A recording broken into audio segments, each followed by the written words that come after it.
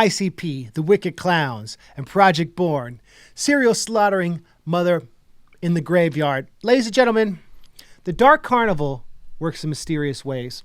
And this week, we take a look at ICP's first signing, Flint, Michigan's Project Born. What was originally a duo, later to become a trio, this was the first project that ICP ever got behind besides their own. And this would lead to a long tradition of working with other artists like Twisted, Misery, Blaze Ya Dead Homie, ABK, Boondocks, the list goes on and on. So Snax, let's talk about this album. When did it drop? 1995, February 24th to be specific, 1995.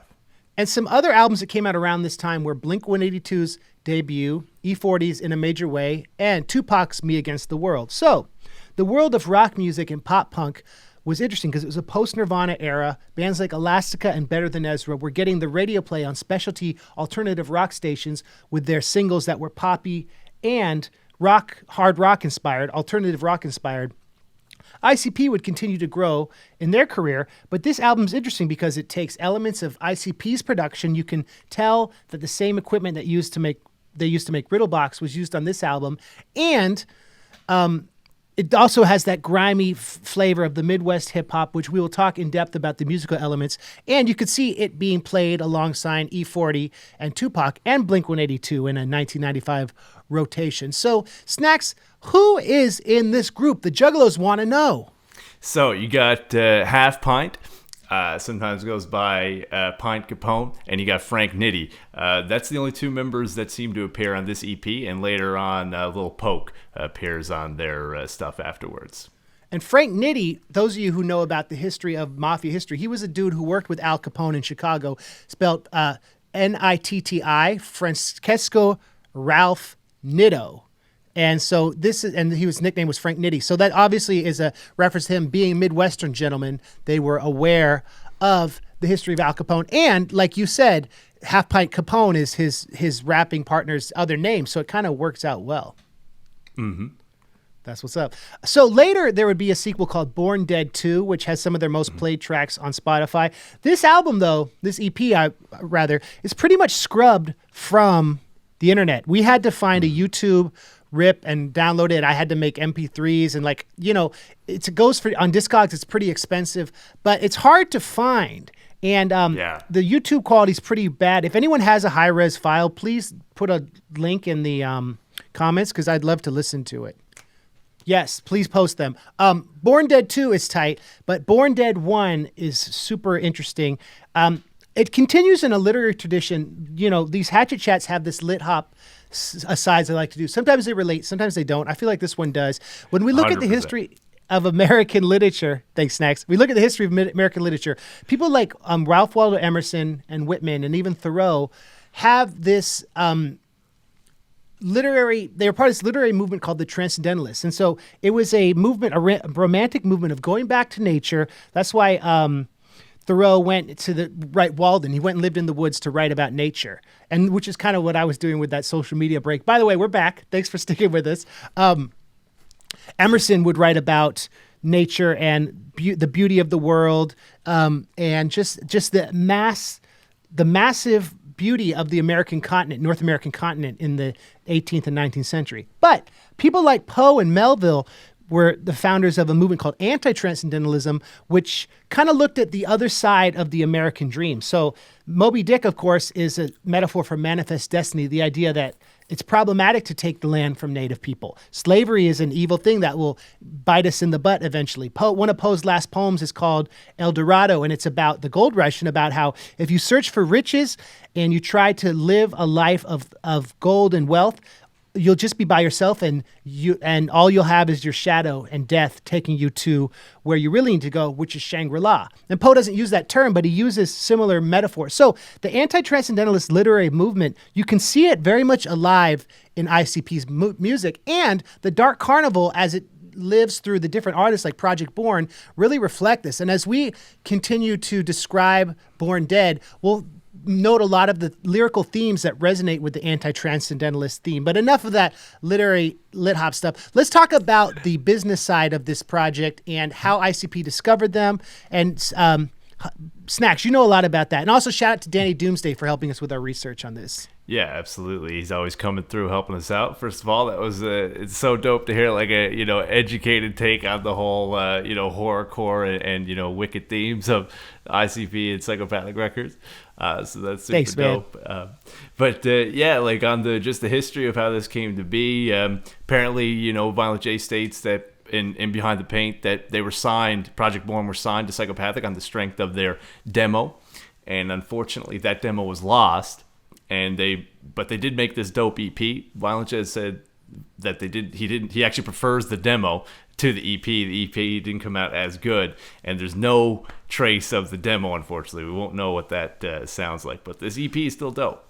But there's a version of Losing It, which speculation says is maybe from the demo, which was called Forever in the Jecks, Forever in the Projects, Forever in the Jecks, which is a different version you can find, which isn't the beat that Esham did. So that might be the last vestigial remnant of it.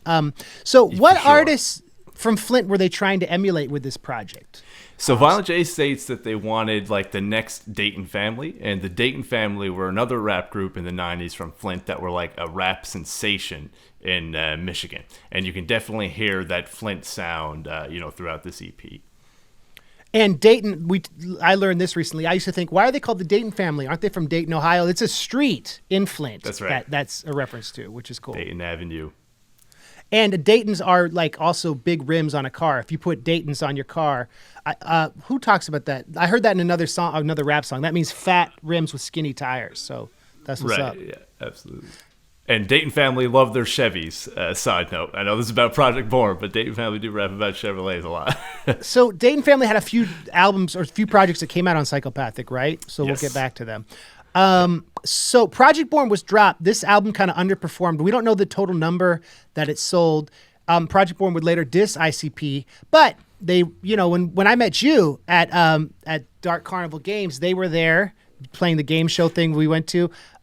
This album got re-released at The Gathering in 2000, and Danny Doomsday told a funny story about how the rare old versions, the originals, would go for like $65, and they repressed it with slightly different text and sold them for $65. He's like, man, a lot of people got swindled before the internet. Yeah, but funny enough that even that re-release now is probably worth $65 or more. So the pendulum swung back in their favor, which is why we need the Wave. Speaking of the Pendulum, that comic book with the CD goes for like $400 now. The Pendulum comic, which we'll do an episode on. Mm-hmm. Okay, so the two songs I first heard, and maybe a lot of the Juggalos first heard, were Graveyard, which was on Forgotten Freshness, and Losin It, which was on a spectacular compilation called Hatchet History, which was 10 years after. That came out 10 years after Carnival of Carnage, which featured all the other artists on the label, like a best of. Something worth noting is that these songs on this album are very long, and their verses go on for like 32 bars sometimes, and it's really interesting because it's like a Midwest thing of like, hip hop started on the East Coast in the 70s, made its way to the Midwest and the West Coast, and as it went out of New York, it kind of took regional elements of the different cultures to reflect the cities. And I think about how like the house music and industrial music and electronic music of the 80s and 90s, it came out of Detroit and Chicago. You see elements of this in the production, industrial music too, like in the longer verses, the unorthodox arrangements, and some of the samples. And so let's talk about that. So the Funky Worm, the Ohio's Players Funky Worm, was a very popular West Coast sample, but we also see it on track 1 on this EP. So Snax, tell them a little bit about Go to War. Yeah, absolutely. So it's a super cool track. The intro and Go to War are like all in one song. So it has like an instrumental at the beginning with a spoken word taken from a movie called The Massage Parlor Murders. It's an actor named Brother Theodore who you hear speaking at the beginning. And then it goes into the actual song, which, like you said, has a couple notable samples. Funky Worm by Ohio Players and Don't You Want to Stay by Bill Withers, which is, of course, sampled in multiple songs besides this one. And I first heard it on Ritz and Yellow Wolf's and Big Crit's song Fulla SHI blank. It's also Kendrick Lamar sampled it. You told me Tech Nine had sampled it on his Killer album. Yeah, Last Words, it's on that song.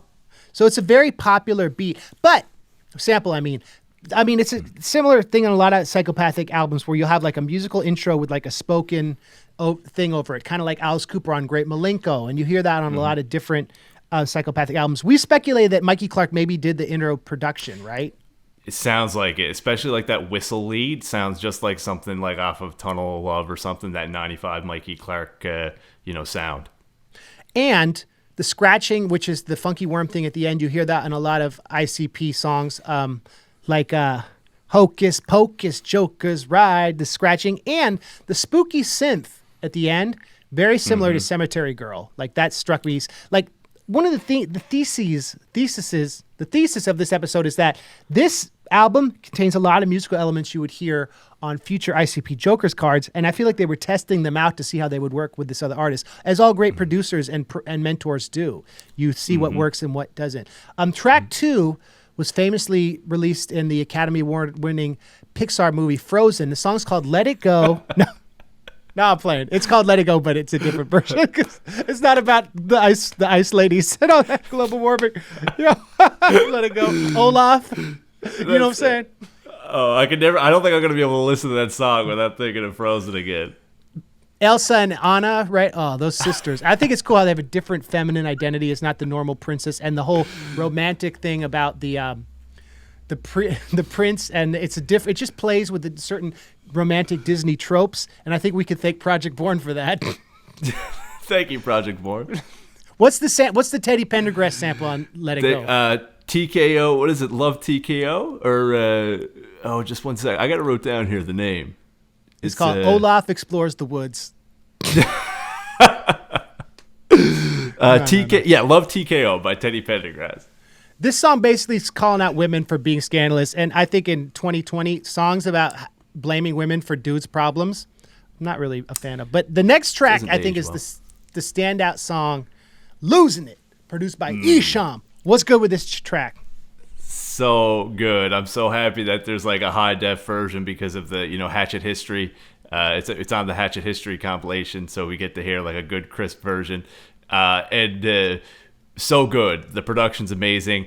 Esham made the beat, and it's just very indicative of his 95 sound. It sounds just like a beat from Nodis's "Do You Believe in God?" It's got that dark synth. Like if that beat was on that album, I wouldn't think anything of it. It sounds just like that era, and it is just so good.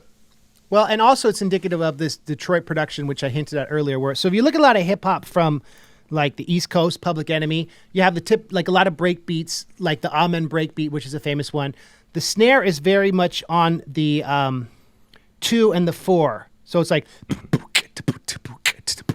that's a version of like that's me beatboxing the Amen breakbeat. The Detroit hip hop, the snare is a little delayed. So like on "Losing It,"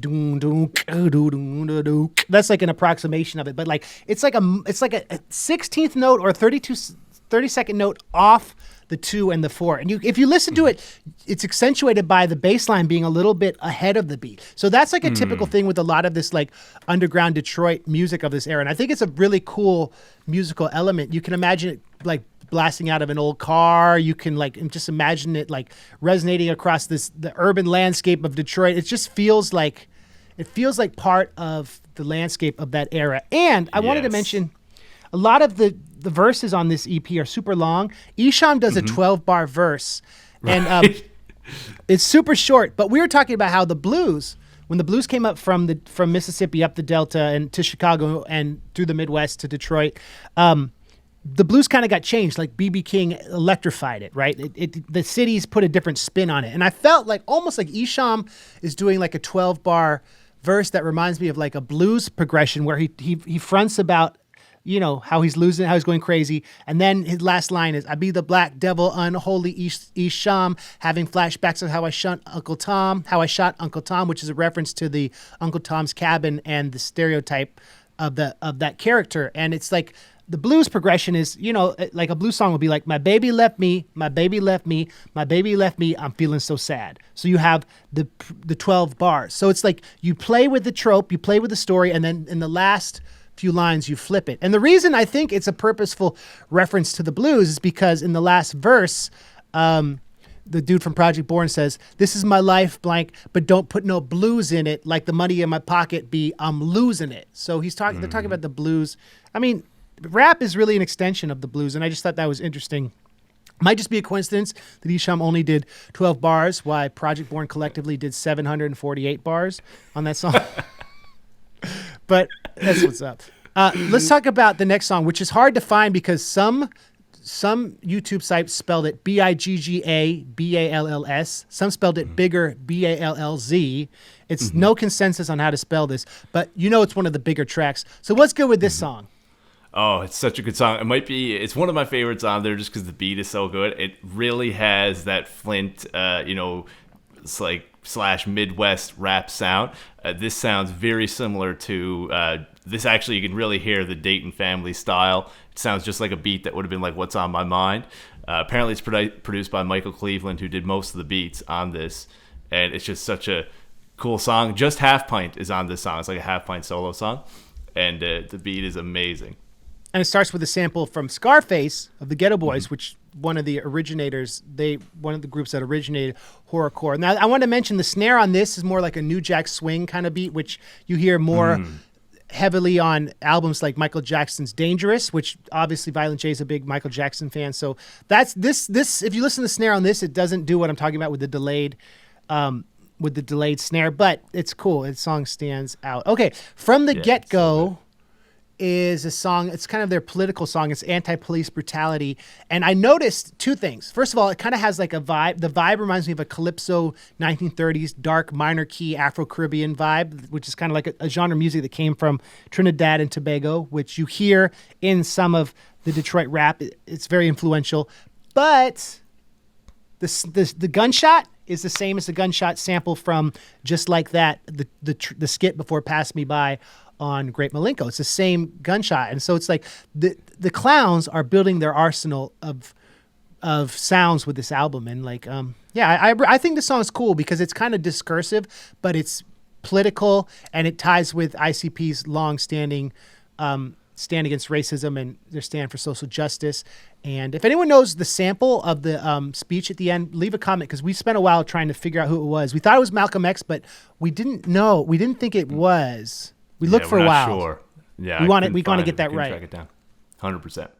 But it's such a good song. The Mikey Clark beat is it's amazing, and how Frank Nitty is like my favorite verse on this song. Just I find like that it's kind of got a slow beat, and he's so good over those, like how he rides them. It's just an amazing track.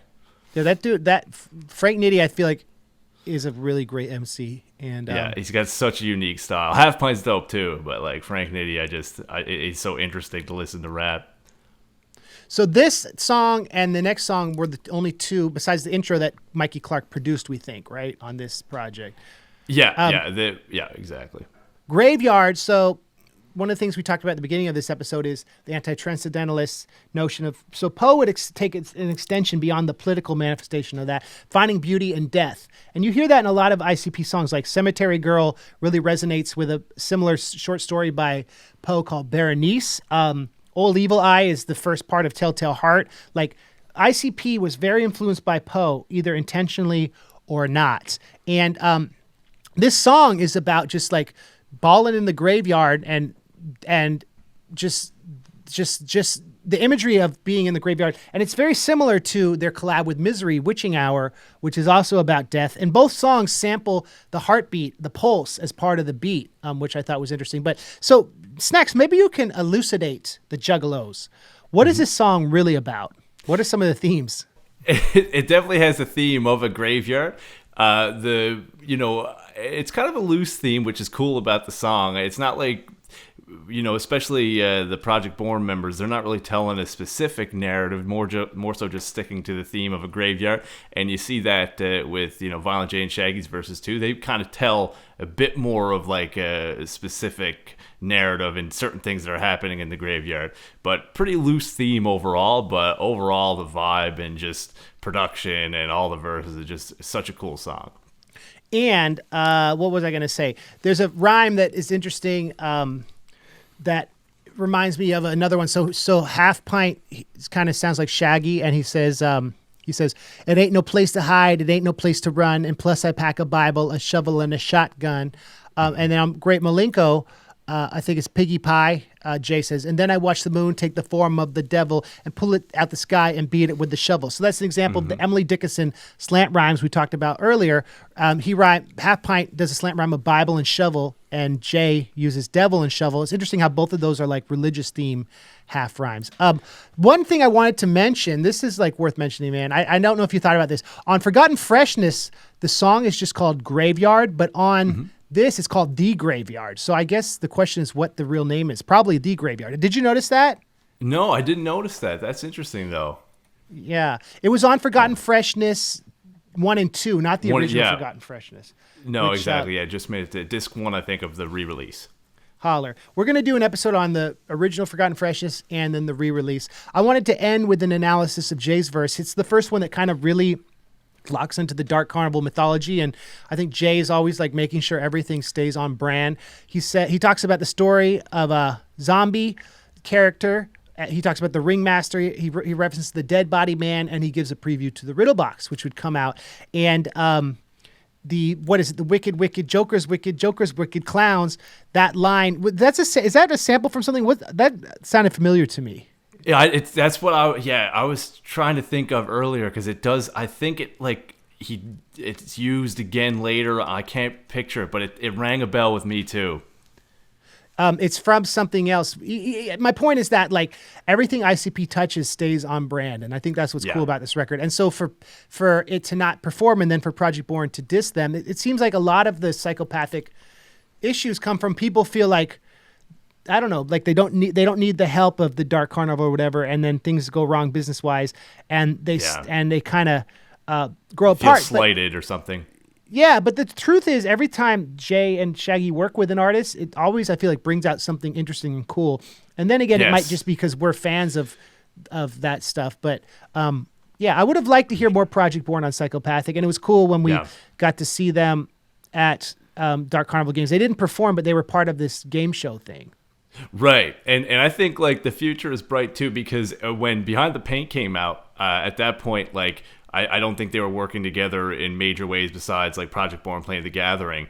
And Violent J just talks about like how Project Born dissed them and says we will never work together in a major way. But in the audiobook of the Behind the Paint, it's a lot. He says actually a lot more positive words about Project Born, that they're homies, everything is cool, and they feel great about what they've done. So who knows if we'll hear more collaborations. The music they put out to this day is still dope. So yeah, it is dope, and it has that. Listen to their Spotify stuff, because the snare drums, not to beat a dead horse, Project Dead Horse, Project Born. Born Dead Horse, holler. They have that vibe where they're a little delayed, which gives it this cool kind of grimy vibe. I like the art. It's dark with the Grim Reaper and the two kids. It's like, were they aborted? Are they dead? Like, that's Born Dead. It makes me think of.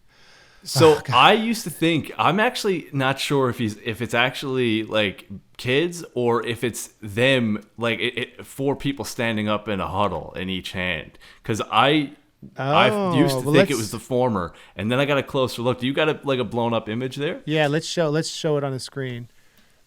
It looks like two babies, man, with their legs and feet up in the air. Maybe you're right. Maybe I'm crazy. That's what I used to think it was, but then for some reason I thought it was something else. So I don't know. Well, the Grim Reaper having them, and then the two scythes behind him. I mean, it makes way more sense with the theme, Born Dead. So yeah. So you thought it was like four dudes in a huddle? I thought for some reason at one point that's what I thought it was. When I looked at it, I was like, never mind. I'm zooming in on it. It does. No, it looks like two, but they're alive. Yeah, their hands and legs are wiggling. You're probably right. Makes way more sense because it's Born Dead. So, but it is a really cool cover. I wonder who did the art. It is. I wonder that too. It doesn't say on Discogs, but it's a super cool cover for a super cool EP. And this is, it's funny. This is the 10th Psychopathic release, and this is our 10th episode. That must make sense. We've been doing them all. Yes. It gets interesting because the Psychopathic catalog numbers become random because they have like the Dead Pumpkin singles and a bunch of stuff, like the Fat Sweaty Betty single. We're not going to do all that. So for those of you who are like trying to collate these episode numbers with the catalog numbers, pretty soon they're gonna separate. So don't worry about it. I think they've already started to diverge quite a bit. And also, what was I going to say? The re-release of this was through their label Hard Luck Productions in 2000. But my other point is that we are also doing stuff like we're going to be doing, I was thinking we could do we're going to do like a Behind the Paint episode, one on the Dark Carnival action figures EP. We could do one on the Twisted DVD, one on the Hatchet videos DVD. Like we have a giant spreadsheet with hundreds of things. So we won't be taking any breaks anymore. So we're going to be going through 50 of these a year. Yeah, we're going to be thorough, fine-tooth comb. Very thorough. And as always, if we forgot anything, leave a comment. We didn't know a lot about Project Born. We were talking about how when we do the Joker's Cards episodes, the episode after next will be Riddle Box. That one will be a long episode, and that won't require as much research. But we did a lot of research, and I learned that Nitty has both a low and high voice, right? And that you taught me that. Halfpint. So Halfpint is the one that because Project Born now has 3 members, and I used to think there was 3 members on this one. But then listening to it real closely recently, I noticed that Halfpint, just like, for example, on Go to War, he sounds much higher than he does on Graveyard. But it's the same rapper. And Halfpint on Graveyard sounds a lot like Shaggy. Like the verses come close, and I'm like, oh, is that still Shaggy? No, I think that's cool. Right. Yeah, for sure.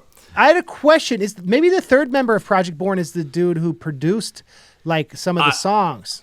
I don't know, because he's actually rapping on Crapper Natural came out in 96, and you can hear Lil Poke rapping. So I really don't know what the situation is with that. If the Juggalos know, let us know.